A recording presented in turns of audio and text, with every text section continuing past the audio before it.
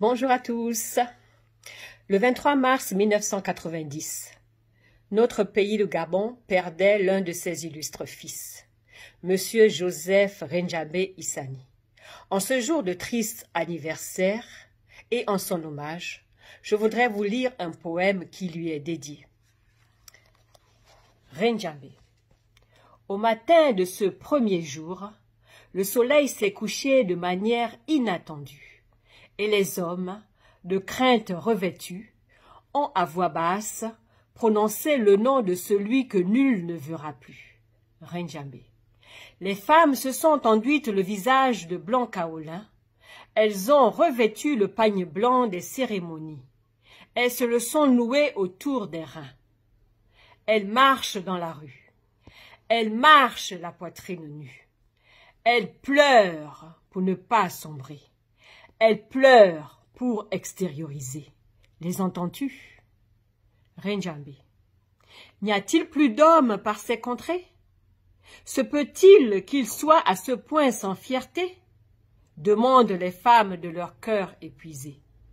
Épuisées de tant de marches, épuisées d'avoir trop parlé, épuisées de s'être trop résignées. Épuisées par trop de peurs couvées, et puis le regard des enfants. Et cette terre qui ne sait que prendre nos hommes, nos rêves, nos cœurs, nos corps, nos amours, nos espoirs, nos tout. Rendjabé. Au loin, un panache de fumée raconte. L'hôtel Doé a été incendié. Le Bowling Store, la maison du parti. Trop, c'est trop.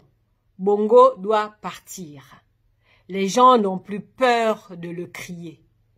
État de siège dans le Goué maritime. Port-Gentil crépite.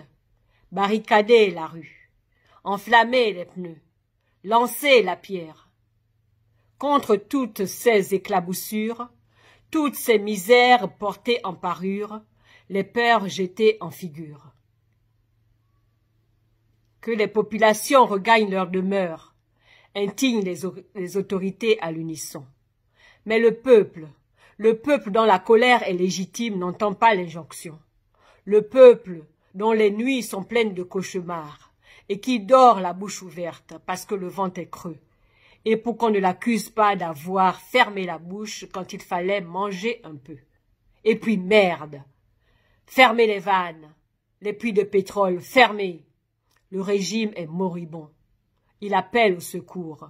La France envoie ses escadrons. 2 morts déjà, disent les chiffres officiels, sous les ricanements de la foule qui n'oublie pas l'essentiel. Continuez d'avancer. Continuez quoi qu'il advienne.